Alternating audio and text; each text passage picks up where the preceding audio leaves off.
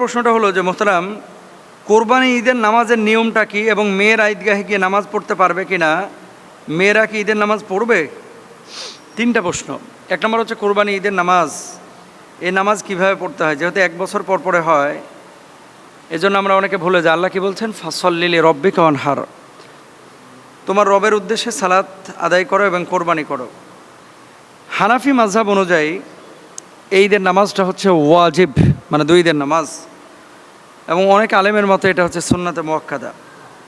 সূর্য ওঠার পর থেকে জোহরের আগ পর্যন্ত ঈদের নামাজের সময়, সাধারণত সূর্য যখন দেখা যায় তার 15-20 মিনিট পরেই এই নামাজ আদায় করাটা উত্তম।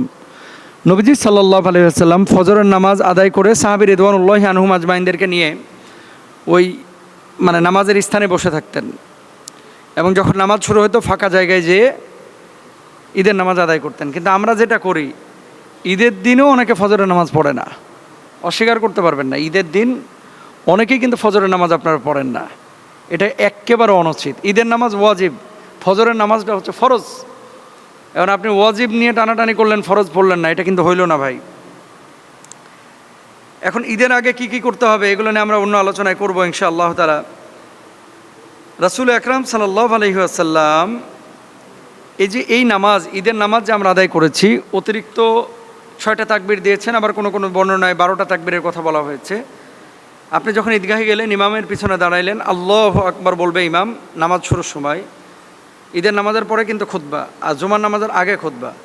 আল্লাহু আকবার তিনি বলতেছেন, আপনারা আল্লাহু আকবার বলে হাতটা তুলে হাত বেঁধে নেবেন সবাই। আল্লাহু আকবার ইমাম সাহেব বললো, আপনারাও বলবেন।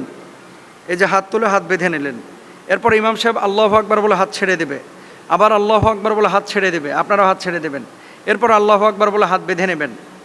ঠিক আছে? হাত বেঁধে নেওয়ার পরে সূরা ফাতিহা পড়বে, আপনারা শুনবেন, সূরা মিলাবে শুনবেন, রুকু হলো, সিজদা হলো, এরপরে আপনি দাঁড়ায় গেলেন। দাঁড়ায় যাওয়ার পরে ইমাম সাহেব প্রথমে সূরা কিরাত পড়লো, অন্য নামাজের মতোই। সূরা কিরাত পড়ার পরে রুকুতে যাওয়ার আগে এবার অতিরিক্ত তাকবীরগুলো ইমাম সাহেব দেবেন। যেমন আল্লাহু আকবার বলে হাত তুলে হাত ছেড়ে দেবেন, আল্লাহু আকবার বলে হাত তুলে হাত ছেড়ে দেবেন, আল্লাহু আকবার বলে হাত তুলে হাত ছেড়ে দেবেন, এরপর আল্লাহু আকবার বলে আপনার রুকুতে চলে যাবেন।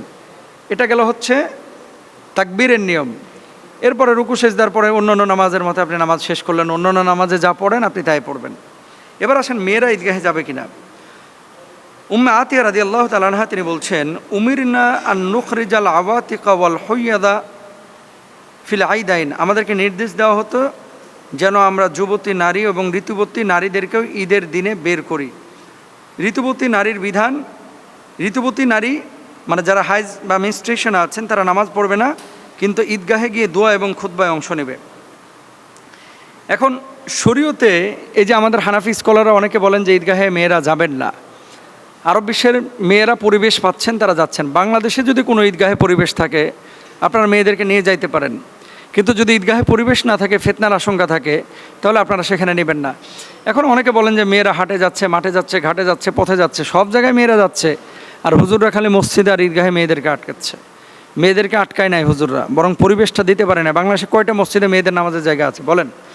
যদি থাকতো ঈদগাহে অবশ্যই মেয়েরা যাইতো। আপনারা যেখানে পরিবেশ পাবেন যাবেন ইনশাআল্লাহ, এটা জায়েজ আছে। আরেকটা বিষয় একজন বলছে, সম্পর্ক বলে দিই যে ঈদের নামাজ যদি কেউ না পান তাহলে কি করবেন? কেউ যদি জামাত মিস করে ফেলে তাহলে অনেক আলেমের মতে সে একাকীও ঈদের নামাজ আদায় করতে পারবেন, কোনো সমস্যা নাই। ঈদ আমাদেরকে কি শেখায়? তাকওয়া শেখায়, আনন্দ শেখায়। ঈদ আমাদেরকে ক্ষমা শেখায়, ঈদ আমাদেরকে ভালোবাসা শেখায়, ঈদ আমাদেরকে গরিব অসহায়দের প্রতি মায়া মমতা শেখায়। সুতরাং ঈদের নামাজ কিভাবে পড়বেন? আমাদের মেয়েদেরকে অনেক সময় এই ধরনের বিষয়গুলো থেকে, কাজগুলো থেকে দূরে রাখা হয়। এটা দূরে না রেখে তাদেরকে ইনভলভ করা, সম্পৃক্ত করা, এতে করে তাদের উপকার হবে ইনশাআল্লাহ। আল্লাহ বুঝদান করুক।